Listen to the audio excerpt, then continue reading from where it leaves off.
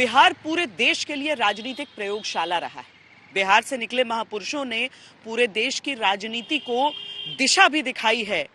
लेकिन इसके साथ ही आ जाती है जाति की राजनीति, जिसके लिए बदनाम तो बिहार रहता है, लेकिन समूचे देश में आप उसकी परछाई देख सकते हैं।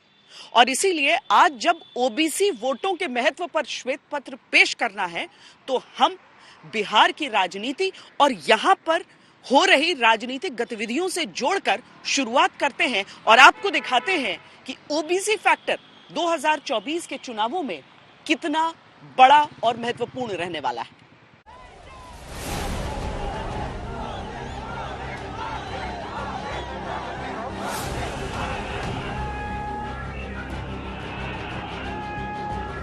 OBC OBC OBC OBC OBC OBC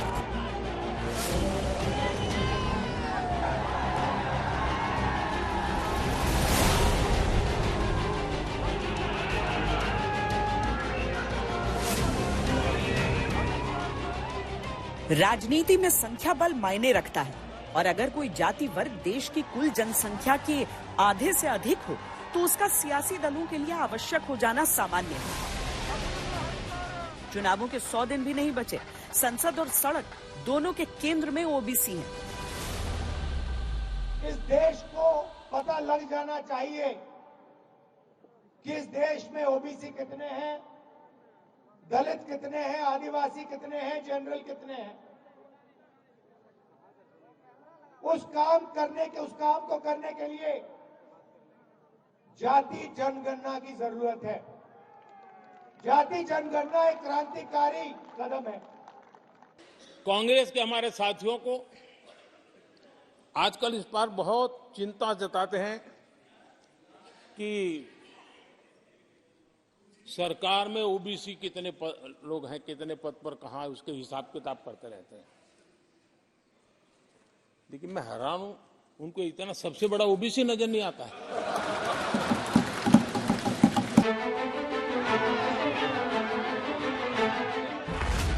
vote bank की राजनीति है, लेकिन इतिहास का हवाला है। देश की सामाजिक व्यवस्थाओं का बहाना है। अपनी अपनी चिंताओं के घेरे में ओबीसी वोटर्स हैं। कांग्रेस पार्टी ने, यूपीए सरकार ने ओबीसी समुदाय के साथ भी कोई न्याय नहीं किया, अन्याय किया। इन लोगों ने ओबीसी नेताओं का अपमान करने में कोई कोर कसर नहीं छोड़ी है। प्राइम मिनिस्टर सचमुच में ओबीसी वर्ग के लिए काम नहीं करते हैं। प्राइम मिनिस्टर का काम ओबीसी वर्ग को डिस्ट्रैक्ट करने का, ओबीसी वर्ग के ध्यान को इधर उधर करने का है। चुनावों में जातियों की राजनीति कोई नई बात नहीं, लेकिन ओबीसी वोटर्स पर राजनीतिक दलों के बीच इतनी रस्साकशी क्यों है? सियासत पक्ष की हो या विपक्ष की, दोनों के बीच ओबीसी वोटर्स पर जिरह चल रही है। अब ये तय करेंगे कि कौन ओबीसी है, कौन ओबीसी नहीं है, कौन जो है वो जनता का जनप्रिय नेता है, कौन जनप्रिय नेता नहीं है। असल में ये ढोल भी जो है वो ढंग से नहीं बजा पाते। जन्म से नहीं है, बहुत से लोग पिछड़े सर्टिफिकेट से हैं। नेहरू सरकार ने निर्णय लिया था कि ओबीसी की भारतीय सूची की कोई आवश्यकता नहीं है। ये किसी और ने नहीं किया था, ये देश की तत्कालीन कांग्रेस की सरकार और नेहरू जी का निर्णय है, ये किसी और का निर्णय नहीं है। आज आपको ओबीसी याद आ रहे हैं, आज आप ओबीसी की बात कर रहे हैं।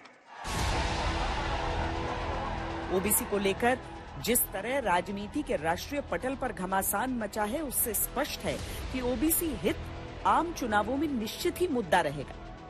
राजनीतिक दलों के मैनिफेस्टो में भी ओबीसी वर्ग से जुड़ी चौंकाने वाली घोषणाएं जगह पाएंगी। इसके साथ ही कुछ सवाल भी हैं जो आम चुनावों से पहले आवश्यक हो चले। ओबीसी वर्ग के वोट पर क्यों है सबकी नजर? ओबीसी वर्ग किस पार्टी के साथ कितना जुड़ा है? ओबीसी मुद्दा चुनावों पर कितना असर डालता है? चुनावों में ओबीसी सहित अन्य जातियों की राजनीति से किसे फायदा हो सकता है? आपके प्रधानमंत्री देश की प्रमुख विपक्षी पार्टी कांग्रेस हो, क्षेत्रीय दल हो, सबके अपने अपने जातिगत निशाने हैं और परिभाषाएं हैं। सबसे अधिक लोकसभा सीटें देने वाले राज्य यूपी में अखिलेश पीडीए के नाम पर सियासत की साइकिल आगे खींचने की कोशिश में है, तो कांग्रेस सरकार बनाने की स्थिति में आरक्षण की लिमिट ही खत्म करने के वादे कर रही है। महाराष्ट्र में मराठा आरक्षण की मांग जोर पकड़ रही है, तो बिहार में आरजेडी जातिगत राजनीति के तेल से लालटेन जलाने के जुगाड़ में लगी है। राहुल गांधी जी वो हैं जिन्होंने ओबीसी का अपमान किया और आज तक माफी नहीं मांगी। ये जो आज ओबीसी करते राहुल गांधी जी फिर रहे हैं, ये ओबीसी का अपमान करने वाले हैं।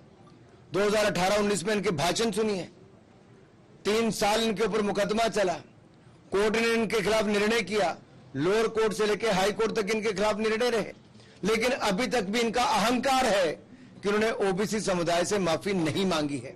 ओबीसी जाति का अपमान वो करते हैं, हजारों सालों से किए, सैकड़ों सालों से किए, आजादी से पहले भी करते आए, आजादी के बाद भी करते। ये बीजेपी, आरएसएस, नड्डा, मोदी जी, ये सभी लोग एक आरएसएस की फिलॉसफी को लेके बैकवर्ड को कुचल दिए, यही लोगों ने।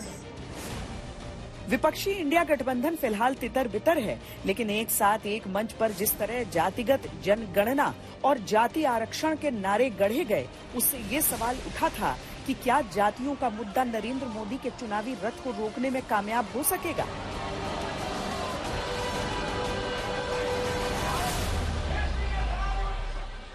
ये ओबीसी का शगुफा किसने छोड़ा? भाजपा ने छोड़ा। मोदी ओबीसी है, हम कहते हैं नलित मोदी, नीरव मोदी, देश के चोर, पैसा लेकर चौकीदार ने भगाया, उनको आप ओबीसी बताकर ओबीसी समाज का अपमान आप कर रहे हैं। वो ओबीसी नहीं है, वो चोर है। ओबीसी के प्रधानमंत्री मोदी जी आज देश में ओबीसी को और सभी को समाज के लोगों को एक आवाज दे रहे हैं, एक ताकत दे रहे हैं, उनको एक आइडेंटिटी दे रहे हैं, और वह ताकत भारतीय जनता पार्टी के साथ और राष्ट्रवादी ताकतों को मजबूती दे रही है। इसलिए इनकी जो गद्दी हिली है, जो इनका वोट बैंक जिसको बना करके ये इतने सालों तक गुमराह करते रहे, वह आज इनके हाथ से खिसक गया है। सत्ता के बिना इनको रहना बड़ा मुश्किल होता है, इसलिए ये आजकल ओबीसी का गाना गा रहे हैं। मौजूदा लोकसभा का अंतिम सत्र ओबीसी आरक्षण, हित अहित की चिंता और नए वादों की झलक के साथ समाप्त हो गया। अब नई लोकसभा के चुनाव होने हैं, जो जीतेगा वो फिर लोकसभा में लौटेगा। लेकिन ओबीसी राजनीति चुनावों में अंतिम मतदान तक गर्म रहेगी और नई सरकार के गठन के बाद भी ये मुद्दा मुमकिन है गति पकड़ता रहे।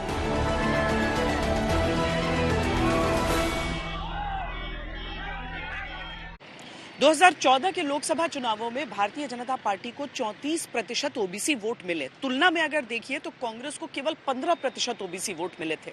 2019 के चुनाव हुए तो उसमें ओबीसी वोटर और बढ़ चढ़कर भारतीय जनता पार्टी के लिए सामने आया और 2019 के लोकसभा चुनावों में बीजेपी को मिले 44% ओबीसी वोट। इसी पकड़ को ढीला करने के लिए बिहार में जातीय जनगणना की शुरुआत हुई, लेकिन देखिए नीतीश कुमार भी अब एनडीए में वापस आ चुके हैं। पर क्या यह समझा जाए कि ओबीसी वोटरों को लेकर जो फुल एंड फाइनल है वो हो चुका है, या फिर इंडिया के जो दल हैं, जो विपक्षी पार्टियां हैं, उनका दांव अभी बाकी है?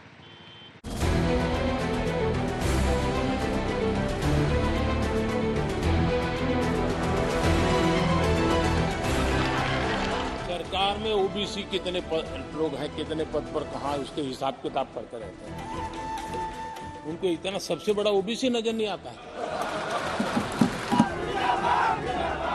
नरेंद्र मोदी जी ने ओबीसी शब्द का प्रयोग किया, प्रधानमंत्री बने, 24 घंटा देश से कहें मैं ओबीसी हूं। नरेंद्र मोदी ओबीसी पैदा नहीं हुए थे।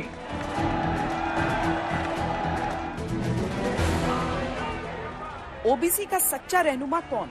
ये साबित करने के लिए सभी पार्टियां अपने अपने ब्रांड का सोशल इंजीनियरिंग कर रही हैं।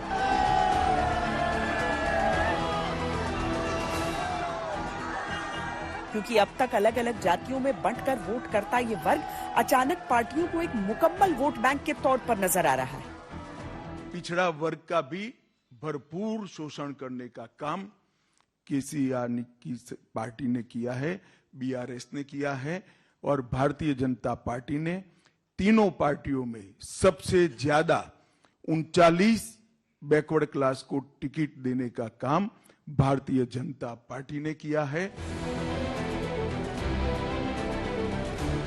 1999 से 2009 तक कांग्रेस और क्षेत्रीय दल बीजेपी से ज्यादा ओबीसी वोट हासिल करते रहे, लेकिन 2014 से 19 के बीच ओबीसी वोट शिफ्ट होकर सबसे अधिक बीजेपी को मिलने लगा। नेहरू जी कहते थे अगर एससी, एसटी, ओबीसी को नौकरियों में आरक्षण मिला तो सरकारी काम का स्तर गिर जाएगा।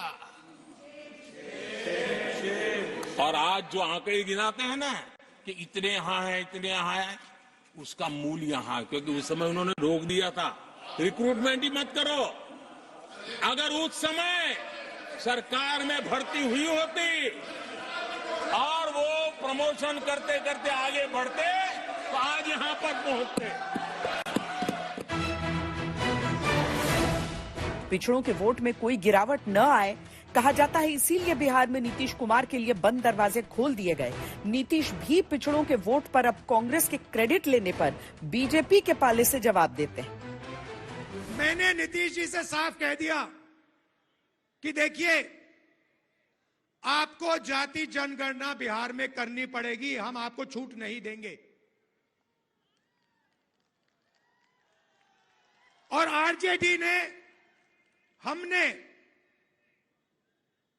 ये काम नीतीश जी पर दबाव डाल के किया। अब क्या हुआ? अब दूसरे साइड से प्रेशर आया। बीजेपी नहीं चाहती कि इस देश का एक्सरे हो। नीतीश जी बीच में फंस गए और बीजेपी ने उन्हें रास्ता, निकलने का रास्ता दिया। पढ़ करके कोई फालतू चीज है? आपका सेंसस कब हुआ आप जानते नहीं, आप भूल गए क्या होना चाहिए, या आप अच्छी तरह नहीं जानते हैं। कितने लोग किस काम को करेंगे वो सब मेरा किया हुआ है ना जी, ये लेता रहता है।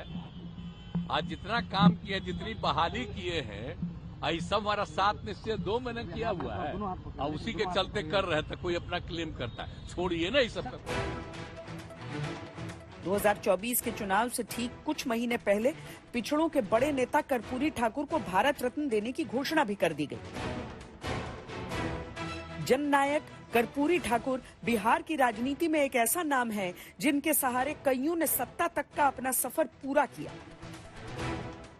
कर्पूरी ठाकुर अति पिछड़े समाज से ओबीसी समाज के उस महापुरुष के साथ क्या व्यवहार हुआ था,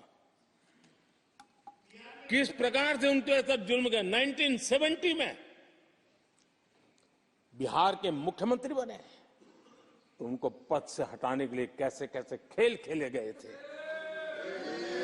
उनकी सरकार अस्थिर करने के लिए क्या कुछ नहीं किया गया था। आदरणीय अध्यक्ष जी, कांग्रेस को अति पिछड़ा व्यक्ति बर्दाश्त नहीं हुआ था। 1987 में जब कांग्रेस के पास पूरे देश में उनका झंडा फहरता था, सत्ता ही सत्ता थी, तब उन्होंने कर्पूरी ठाकुर को प्रतिपक्ष के नेता के रूप में स्वीकार करने से मना कर दिया। बीजेपी को अब तक न केवल लोकसभा में पिछड़े वर्ग के वोट मिलते रहे हैं, बल्कि हाल ही में हुए विधानसभा चुनावों में अगर देखें तो राजस्थान में 45%, जबकि कांग्रेस को 33%, एमपी में बीजेपी को 55%, जबकि कांग्रेस को 35%, छत्तीसगढ़ में 49%, जबकि कांग्रेस को 39% वोट मिले। तेलंगाना में तस्वीर अलग रही और बीजेपी के 14% के मुकाबले कांग्रेस को 44% ओबीसी वोट मिले। हालांकि तेलंगाना में आंकड़े बहुत स्पष्ट नहीं हैं, क्योंकि सीएसडीएस के द्वारा जारी ये आंकड़े केवल 4 ओबीसी जातियों का औसत वोट है।